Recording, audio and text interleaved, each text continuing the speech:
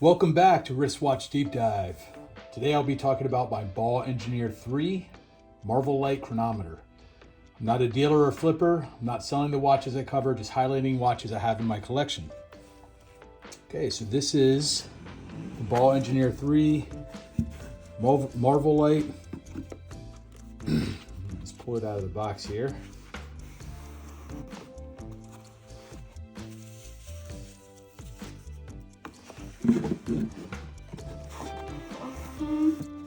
Button this up. So here's the watch. Reference number NM9026C-S6CJ-IBE. And that's a fourth watch I think I've done where the reference number is not that easy. I guess not a lot of these reference numbers are easy.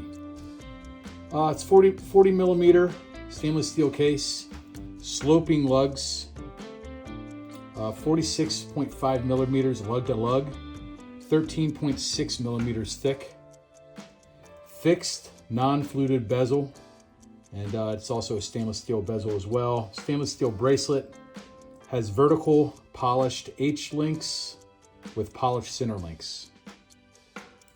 22 millimeters between lugs. The movement is an automatic Ball RR1103-C with 25 joules. This is not an in-house movement. It is based on an ETA 2824-2. This is common for Ball watches.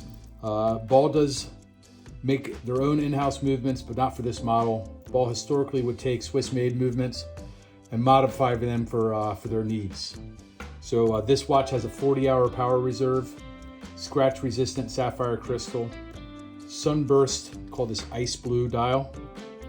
The second hand has Ball's RR symbol as a counterweight to it. Let's see if I can zoom in enough. As you see the second hand moving, you'll see that RR symbol at the tail end of it there. Hands and indexes are filled with tritium tubes that lume in 2 different shades of green. And most of the indexes lume in one color, and the 12 o'clock looms in. I can't remember if it's a darker or lighter green, but we'll see that in the lume shot.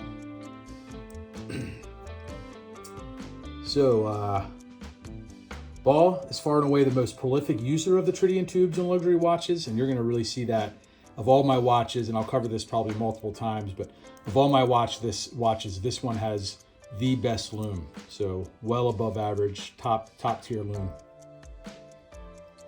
Complications, you have a date window at 3 o'clock with the Cyclops to assist in reading the date. Screw down crown that has hacking seconds function for precise time setting and quick set date. So I just unscrewed the crown. Right now I'm winding the watch. So hacking seconds, for those of you who don't know, as I pull it out once, so this is position 1 for winding.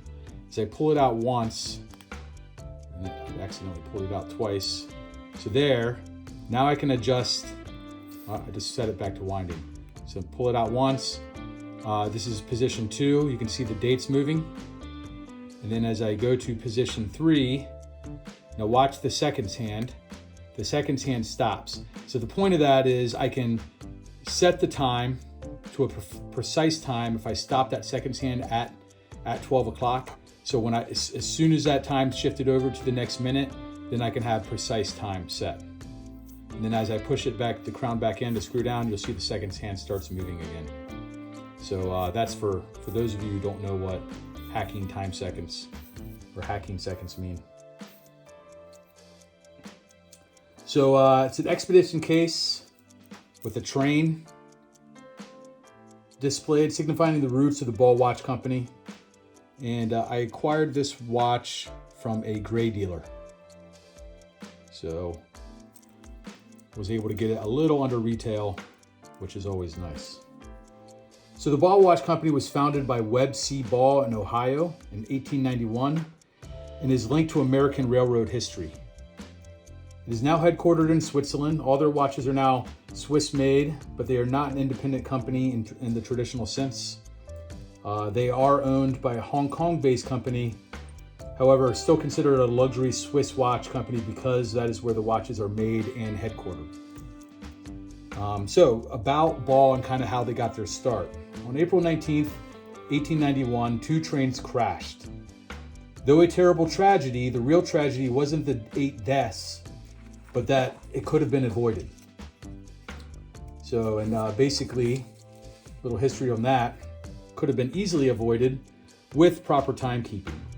The 2 trains were due to cross paths at a specific time, but after one of the conductor's watches stopped for 4 minutes, they collided.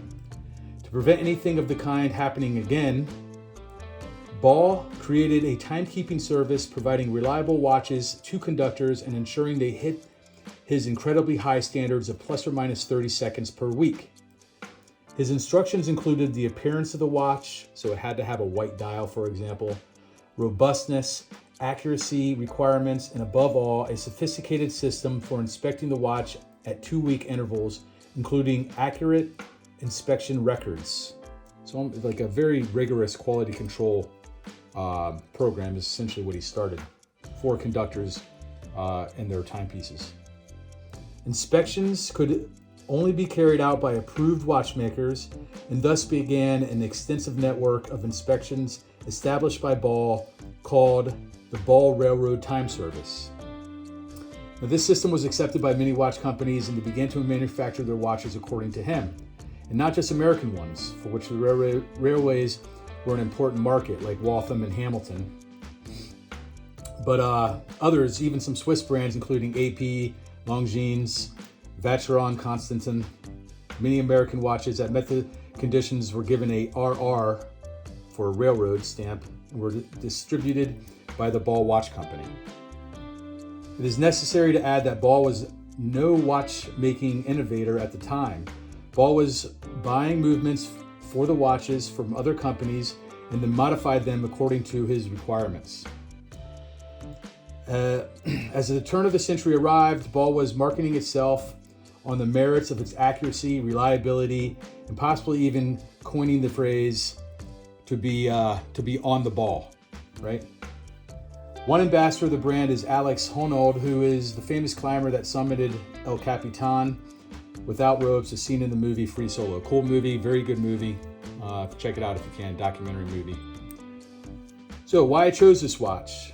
Ball is an old reputable brand with a rich American history. This color blue is popular right now among many companies. I know you've seen it in Rolexes and other companies as well. I really like Ball's use of this ice blue color on this watch. And it wears like a dress watch, not just a sport watch, which I like because most of my watches are sport watches. So now the one thing, I love everything about this watch. The bracelet, how it wears, the size, the 40 millimeter size is perfect, I feel like, for my wrist. The one thing I don't like is it does have a butterfly clasp, but it's not a push button release. So there's no adjustment to size, which is not that unusual, right? But I do like those metal bracelets that have those micro adjustment features. Most watches do not have that, unfortunately, unless you go more high dollar stuff. But this watch, there's no push button for me to release this. I have to kind of flip it, force it. Now, it's not that hard, but it's just kind of annoying. I wish that there was like a spring push button, spring release to it.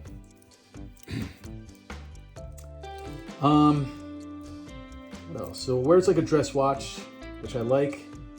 And that's pretty much all I have to say about why I bought the watch. I love that sunburst blue dial though. All right, so before we get to Lume, show the box. And it's a well-made box. It's a little leather tab here. You pull it out, you can see my links, the links that I took out to size it to myself. Like I said, it's not spectacular. It's a pretty typical watch box. It's where the cards go. It's where I have the card. Let me put the cushion back.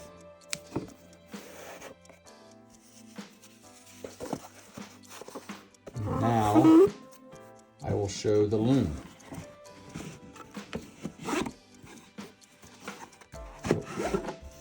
Putting it back in correctly. There we Now it's time for the lume of the watch. So we'll do that. Now I'm not certain I have to charge. I mean, even without me charging, I don't know if I have to charge tritium tubes, but you can see it just really lights up. So let me shine some UV on it to see if I can excite the gases inside those tubes. Now you can see, I mean, the camera does not do it justice. When I have this watch in my winder, all night I can see the lume. And you can see it's the darker green for the indexes, and then the 12 o'clock is like a lighter green. But I mean, it is spectacular lume, way above average. So highly recommend. If you like watches with great lume, Ball's the way to go. All right, get the lights back on. There we go. So, as always, if you have any questions or comments, go ahead and comment on this video. Make sure to subscribe, and feel free to email me with any comments or questions at wristwatchdeepdive@gmail.com. And thanks for watching. I'll see you next watch.